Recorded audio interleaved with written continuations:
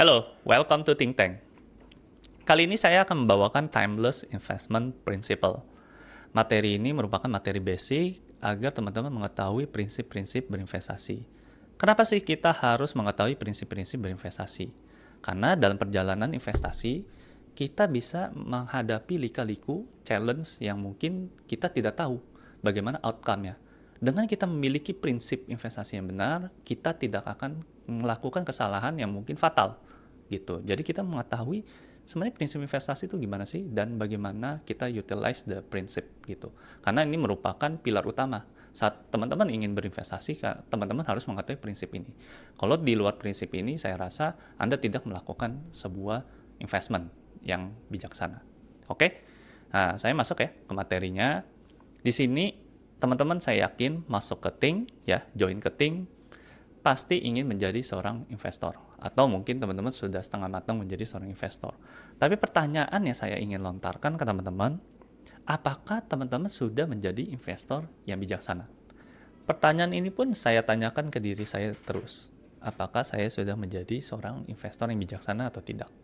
Dan tentu dalam perjalanan investasi, banyak keputusan investasi yang kita harus pikirkan. Apakah keputusan investasi kita ini bijaksana apa enggak? Dan ini teman-teman harus lakukan sepanjang perjalanan teman-teman menjadi seorang investor. Oke?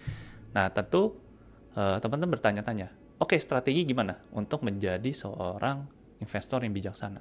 Sebenarnya strateginya simpel sekali, teman-teman. Strateginya itu ialah risk management, ya. Jadi seorang investor yang bijaksana itu tahu saat kita berinvestasi itu ada resiko yang menghampiri dalam investasi kita, ya. Jadi resiko itu tidak bisa kita hindari, tapi kita bisa manage, kita minimalisir resiko tersebut. Oke ya. Jadi resikonya itu apa aja? Di sini akan saya jabarkan ada 3 hal yang menjadi resiko dalam kita berinvestasi. Yang pertama ialah business risk.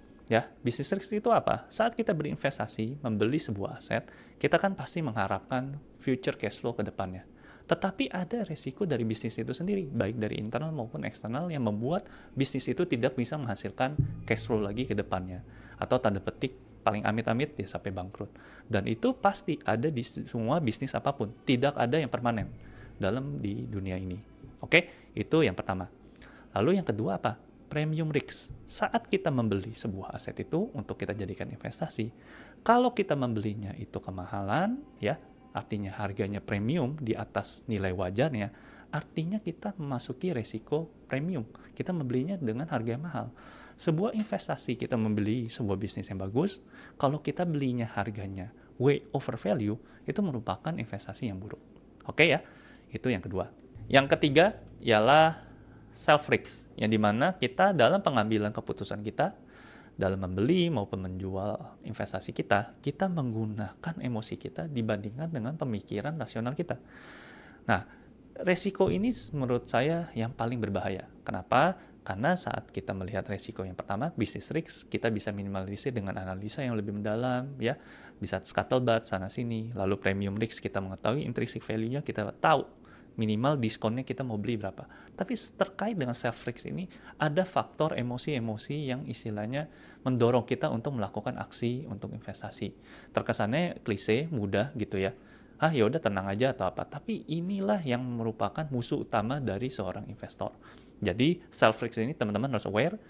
Kita harus menggunakan rasionalitas kita untuk mengambil keputusan investasi. Oke? Ya.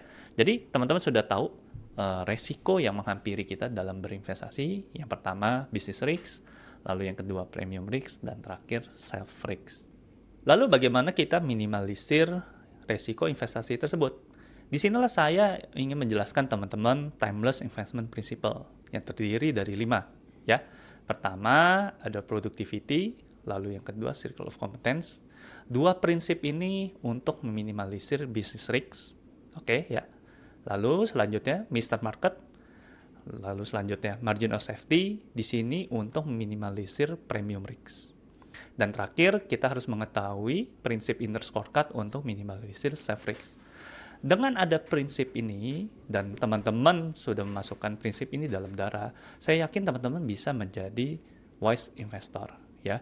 Karena seorang investor yang bijaksana itu kuncinya hanya di risk management. Dan cara risk management itu gimana? Karena dia menerapkan kelima prinsip ini dalam decision investasinya dia.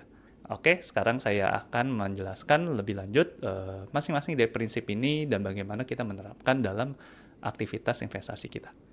Oke, kita masuk ke prinsip yang pertama dan kedua untuk minimalisir business risk ya, productivity and circle of competence. Jadi teman-teman harus bisa mengetahui perbedaan investasi dan spekulasi ya. Kalau lihat di gambar di sini, investasi ini saya gambarkan sebagai kayak tanaman yang di dalam pot ya, yang bisa menghasilkan uang ya, nanti disiram terus dianalisa gitu. Itu merupakan investasi. Tapi kalau kita lihat di sini gambar spekulasi, kalau kita lihat di sini ada gambar grafik, lalu yang dilihat tuh grafik-grafik ya, dan di sini ada waktu. Nah, kunci perbedaan dari investasi dan spekulasi itu sebenarnya di waktu. Kita sebagai investor itu, kita berteman baik dengan waktu. Sedangkan spekulator itu musuh terbesarnya ya ialah waktu. Kenapa demikian? Kalau kita sebagai investor, bila kita memiliki aset yang sangat bagus yang bisa produce cash flow ke depannya ya, misalnya contoh di sini pabrik ya, bisa sebuah bisnis ya. Misalnya contoh nih Astra bikin mobil, bikin motor, lalu ada perkebunan, ada sawit, ada sawah, lalu juga di sini properti. Kalau dengan adanya waktu ya, kita bisa menghasilkan good or services yang ujung-ujungnya menciptakan wealth creation ya. Wealth creation ini apa? Artinya menciptakan profit yang ujung-ujungnya menjadikan cash flow. Dan bisnis atau aset yang bisa menghasilkan cash flow ini baru bisa dikatakan sebagai investasi. Ya, tentu untuk menggenerate cash flow ini butuh waktu. Tidak bisa 1 bulan, 2 bulan saja. 1 tahun, 2 tahun, 3 tahun. Makin waktunya makin panjang, uang yang kita dapatkan dari investasi itu makin besar. Ya, ini harus digarisbawahi. Ya, jadi aset yang bisa kita katakan sebagai investasi apabila aset itu bisa menghasilkan cash flow ke depannya. Oke? Ya, catat ya teman-teman. Lalu sedangkan seorang spekulator itu biasanya punya tendensi membeli sebuah aset yang hanya dilihat dari market appreciation. Kenapa saya ngomong demikian? Karena kalau kita membeli sebuah aset yang seperti emas, terus hanya uang aja, Bitcoin, bila ditambah dengan waktu, apakah ada perubahan value dari sini? Tetap sama aja kan? Emas 1 kilo ya 1 kilo, uang $100 ya $100, Bitcoin 1 Bitcoin ya mungkin tetap 1 Bitcoin saja. Jadi ada tendensi seorang spekulator itu ya menjadi musuh oleh waktu karena sebenarnya barangnya mereka tidak bertambah. Ya, dan mindset ini yang dipakai seorang spekulator juga dalam berinvestasi di pasar modal. Dia membeli 1 lembar saham BCA misalnya. Dia menganggap itu ya udah 1 lembar itu sebagai barang dagangan. Dia tapi tidak melihat BCA itu 1 lembar itu sebagai kepemilikan bisnis. Dan inilah yang membedakan seorang investor dengan seorang spekulator.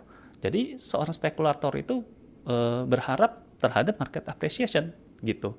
Jadi tidak hanya di investasinya saja, tentu dengan berinvestasi di sini tidak bisa dikatakan sebagai investasi, tapi kalau kita berharap dan berspekulasi terhadap market appreciation, artinya kita sudah memiliki tendensi sebagai spekulator. Dan itu kita bukan jelas ya, jelas kita bukan seorang investor yang bijaksana. Oke, tahu ya bedanya seorang investor dengan spekulator. Seorang investor itu berteman dekat dengan waktu, sedangkan spekulator itu sangat bermusuhan dengan waktu. Dan kalau kita lihat sebuah investasi itu harus bisa menghasilkan cash flow, ya. Jadi untuk kita melihat sebuah aset ini bisa menghasilkan cash flow, dan inilah tugasnya seorang investor. Kita harus fokus terhadap fundamental, bukan market appreciation. Jadi seorang investor tugasnya apa? Kita harus mengetahui aset yang kita beli. Siapa yang menyiram tanaman ini, terus harga airnya itu berapa, harga pupuknya berapa, harga bibitnya itu berapa lama sih produksi buah-buahannya, dan berapa sih harga buah-buahannya kalau dijual. Terus kalau keluarin pot lagi buat kita ekspansi ya, tanamannya ini makin banyak, dari 3 pot jadi 5 pot, itu capital expenditure-nya berapa. Pertanyaan inilah yang harus ditanyakan kita sebagai investor saat membeli sebuah aset itu. Jadi goal kita sebagai investor ialah mencari aset yang bisa survive ya. Survive baik dalam kondisi baik ataupun buruk ya. Di keynote, our goals is to find an asset to survive regardless good or bad times. Jadi fokus kita ialah menjadi aset yang bisa bertahan panjang karena kita ingin berteman dengan waktu. Jadi kalau kita tidak mau berteman dengan waktu, ya teman-teman ya beli aja aset yang asal-asalan, berharap ya, berspekulasi, membeli ya anggapnya market apresiasi atau apa. Tapi itu bukanlah tindakan yang benar. Itu merupakan spekulator. Kalau teman-teman ingin menjadi investor yang bijaksana, fokus teman-teman ya, fokus terhadap fundamental, melihat sebuah bisnis ini dan productivity-nya gimana, apakah ke depannya future cash flow-nya masih banyak atau enggak, dan itulah teman-teman harus berteman dengan waktu, karena waktu itulah kita bisa mendapatkan kekayaan, wealth dari situ. Oke? Ini prinsip yang pertama. Masuk ke prinsip yang kedua. Circle of competence. Jadi circle of competence itu bayangkan seperti kayak papan kita lempar dart ya gitu. Jadi saat kita melihat circle of competence itu, di sini ada 3 warna, hijau, merah, dan abu-abu. Izinkan saya jelasin pelan-pelan ya. Jadi kalau circle of competence itu ialah yang berwarna hijau ini. Kita benar-benar mengetahui aset yang kita beli ya, seperti yang tadi. Ada gambar pohon, kita tahu nih siapa yang menyiramnya, biayanya tuh berapa, capex-nya berapa, kira-kira itu. Dan itu yang benar-benar kita ketahui ya. Tentu teman-teman bisa dengan gampang, oke, saya tahu produknya ini, tanaman A gitu ya. Tapi saya nggak tahu tanaman D atau E. Nah, itu sangat memudah sekali kita untuk mendiferensiasi mana yang kita tahu dan kita tidak tahu. Nah, sedangkan yang paling berbahaya, yang danger zone-nya seorang investor, tanaman atau investasi yang kita beli, itu sebenarnya kita nggak ngerti, bukan kompetensi kita. Tapi kita merasa kita mengerti. Mungkin ya karena kita informasi dikit, atau ya mungkin kita main asal kira-kira aja, dan ini sangat berbahaya sekali dalam kita sebagai investor. Kalau kita sebagai investor yang bijaksana, kita harus benar-benar mengetahui apakah benar-benar kita mengerti bisnisnya ini. Dan investor yang bijaksana ini kita harus tahu, kalau kita memang ngertinya cuma saham perbankan, kita ngertinya properti, kita ngertinya farmland, ya kita masuknya di bidang situ aja. Jangan pernah berinvestasi yang kita tidak mengerti. Karena kalau kita berinvestasi yang di bawah warna merah ini maupun di abu-abu ya, pasti kita akan mengalami kerugian karena kita tidak mengerti apa yang kita beli. Ya. Jadi kuncinya apa buat teman-teman terkait circle of competence ini? Tidak peduli circle-nya teman-teman besar apa enggak, tapi teman-teman benar tahu nggak kalau apa yang teman-teman ketahui. Kalau teman-teman tahu apa yang teman-teman ketahui dan tidak ketahui, barulah itu teman-teman bisa menjadi investor yang bijaksana dan tetap stay dalam circle of competence ya. Nah, saya ingin kasih contoh Ted Williams. Ted Williams ini seorang pemain baseball di Amerika. Dia yang paling memiliki record paling sepanjang sejarah Amerika ya. Dia memiliki ya recordnya sangat bagus sekali, 34% betting rate and 521 home run. Strateginya apa sih Ted Williams ini? Dia strategi simple banget. Dia waiting for the comfortable pitches. Jadi kalau main baseball ini kan ada pitcher ya. Pitcher itu kan yang lempar bolanya. Jadi Ted Williams ini fokus hanya untuk memukul bola yang tempat dia yang nyaman. Jadi dia cuma di posisi tertentu dia lempar di sini. Cuma sayangnya dalam permainan baseball itu hanya ada 3 kali kesempatan buat mukul bola. Kalau misalnya 3 bolanya nggak dipukul, dia langsung kayak keluar game out ya di situ ya. Jadi ya istilahnya tanda petik kalah gitu. Tapi kalau dalam kita berinvestasi, kita bisa menunggu benar-benar satu bola yang kita yakin, yang kita hijau, yang kita yakin ini circle of competence kita. Dan ini kesempatan yang benar-benar emas untuk kita pukul. Jadi kunci berinvestasi, kita menjadi seorang investor yang bijaksana, ya kita tunggu aja sampai comfortable pitches datang ke tempat kita dan kita berani untuk pukul. Tapi sambil menunggu bola itu datang, ya kalau teman-teman udah belajar di Think, saya rasa teman-teman harus belajar circle of competence lain untuk bisa menemukan opportunity cost yang lain. Oke? Jadi kunci dari circle of competence apa? Jadi kita harus mengetahui apa yang benar-benar kita ketahui dan menghindari yang kita tidak ketahui, ya. Terutama yang kita cuma tahu dikit-dikit, lalu menunggu fat pitch, ya. Saat sambil menunggu kita harus terus belajar. Oke? Ini 2 prinsip pertama. Oke, kita masuk ke prinsip yang ketiga dan keempat, Mr. Market and Marginal Safety untuk minimalisir premium risk. Mr. Market itu bila saya analogikan sebagai orang gila yang lagi mabuk, ya. Kadang-kadang antusias, ya, bersemangat, terus excited, ya, euforia. Tapi kadang-kadang depresi, lemes, ya, tidak bersemangat gitu. ya terhadap investasinya. Kenapa sih Mr. Market bisa demikian? Ada penyebabnya. Penyebabnya apa? Karena pengambilan keputusan yang ada di Mr. Market itu kebanyakan menggunakan emosi, ya. Seperti digambar di sini, kalau kita lihat ada orang telepon, oh ini kayaknya company-nya bagus, excellent gitu. Tapi rumor-rumor jalan bilangnya sell. Habis itu lanjut bilang sell, ada tulisan goodbye ya. Ujung-ujungnya suruh buy.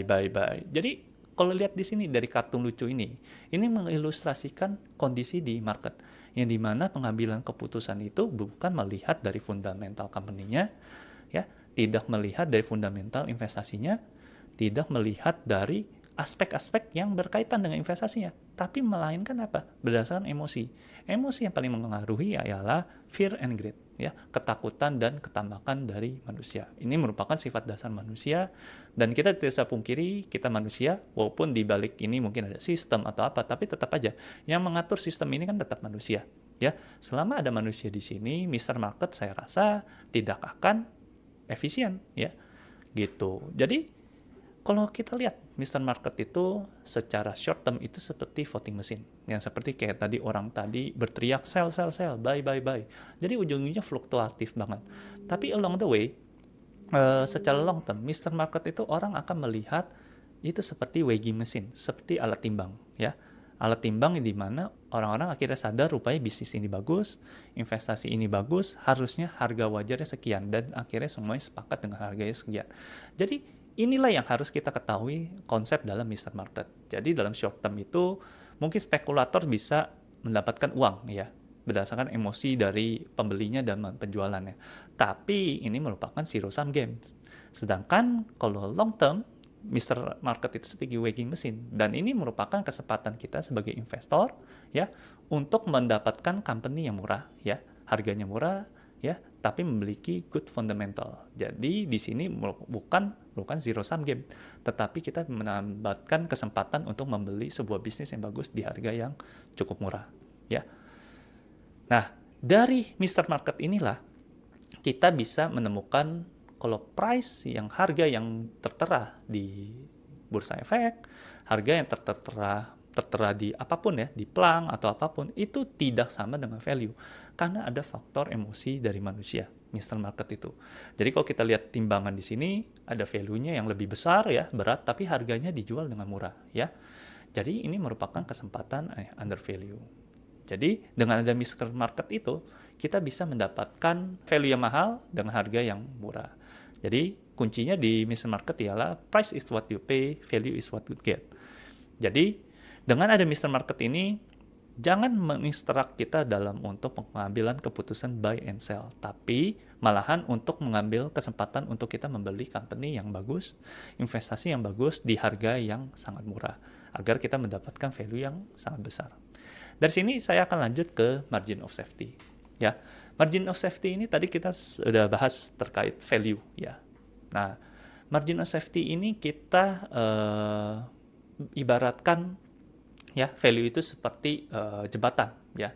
Seperti jembatan di sini bilangnya 30.000 LBS ya, max gitu ya. Ini merupakan value-nya.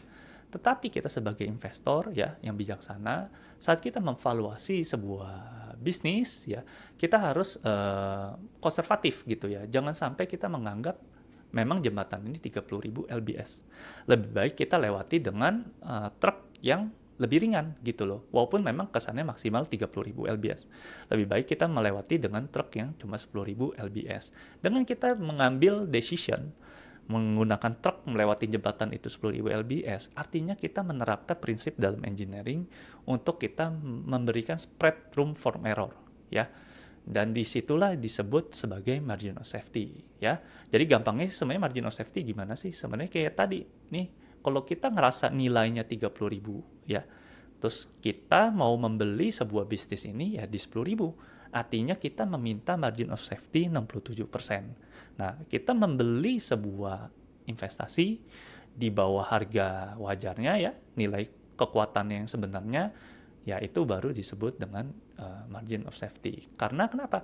Saat kita menganalisa ya, tentu saat kita menentukan intrinsic value, ini ilustrasi aja ya, intrinsic value belum tentu naik terus, bisa aja ada kesalahan kita dalam menganalisa, mungkin ada kesalahan juga dari manajemen maupun dari bisnisnya, bisa berubah. Kalau kita belinya dengan pas-pasan, ya, anggapannya gini, kalau kita beli di bawah, kita artinya low risk, high return. Tetapi kalau kita belinya di atas, itu high risk, low return. Jadi ada mitos yang di luar sana, high risk, high return. Itu merupakan mitos yang omong kosong gitu ya.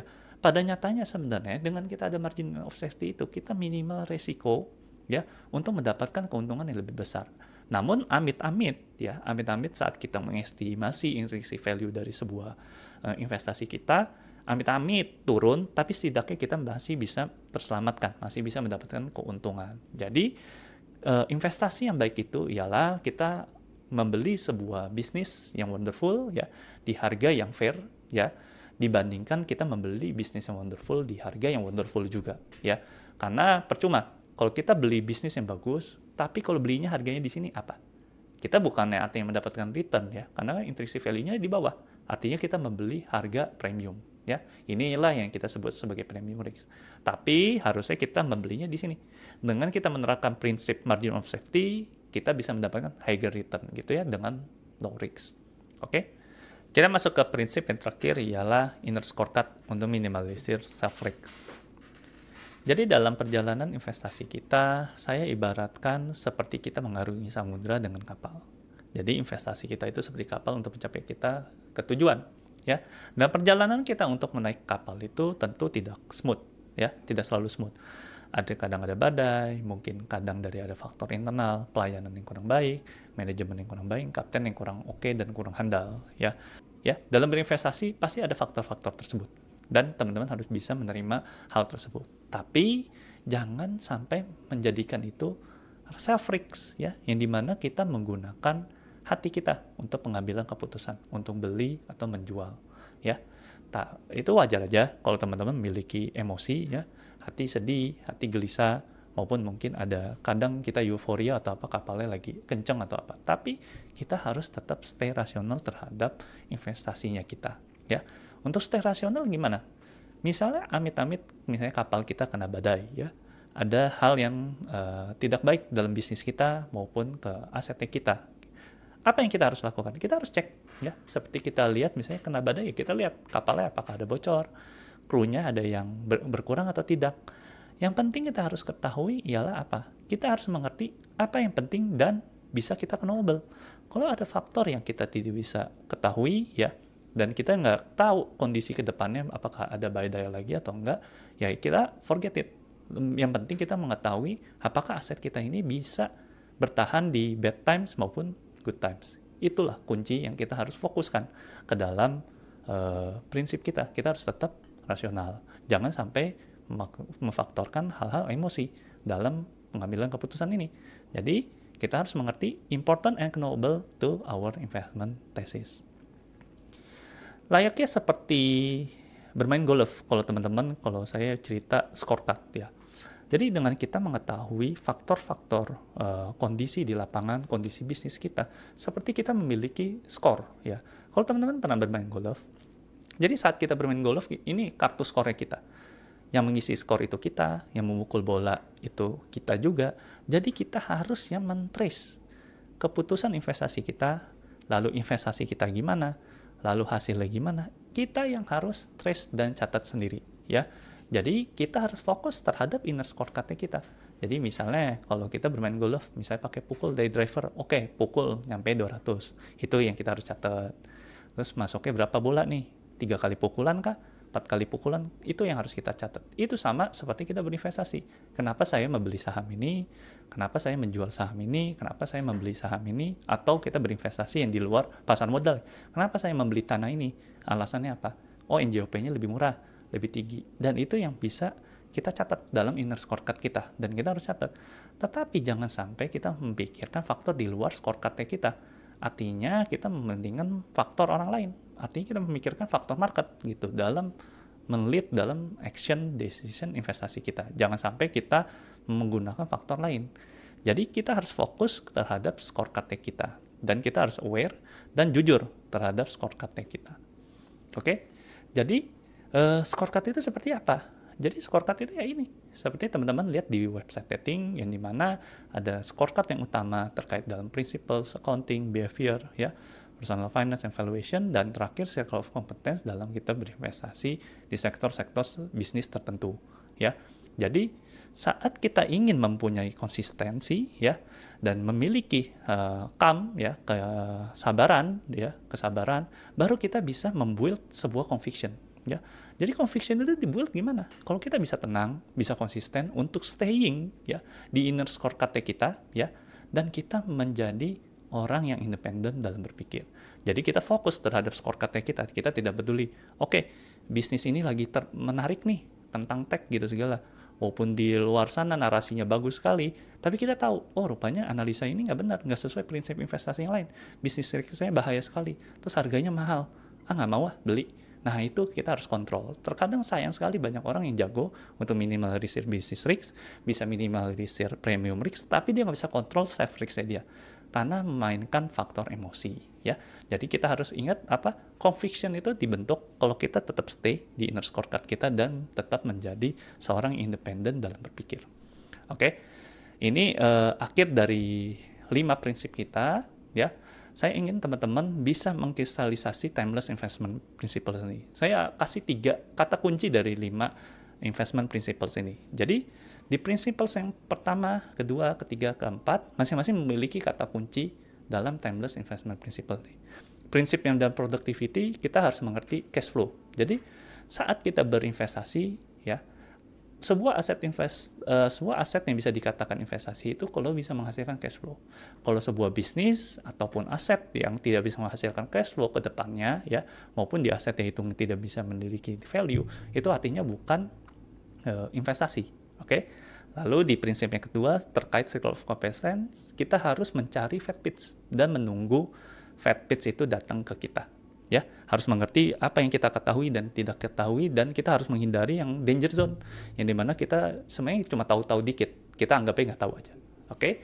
Lalu yang ketiga, kita harus mengerti prinsip Mr. Market, yang dimana Mr. Market itu merupakan drunken psycho yang bisa menciptakan harga tidak sesuai dengan value, ya. Tapi along the way, ya, saat long term gitu segala, lama-lama price dan value ini akan sama. Tapi in short run, it's like a voting machine. Jadi teman-teman harus tahu di mana ada ketidakselarasan price dengan value. Oke. Lanjut yang ke prinsip keempat terkait margin of safety, yang dimana risk tidak selaras dengan return. Malahan dengan kita meminimalisir resiko itu, kita bisa mendapatkan return yang lebih besar. Dan sebaliknya, kalau kita high risk, malahan itu merupakan investasi yang buruk, tidak bisa memberikan return yang besar. Lalu yang terakhir, prinsip yang terakhir terkait inner scorecard, yaitu kita harus memiliki conviction terhadap diri kita sendiri dan harus menjadi independent thinker. Jadi kalau teman-teman sudah mengkristalisasi 5 prinsip ini dalam pengambilan keputusan investasi, saya yakin teman-teman bisa menjadi seorang investor yang bijaksana. Oke, sekian, saya Sumadi, thank you.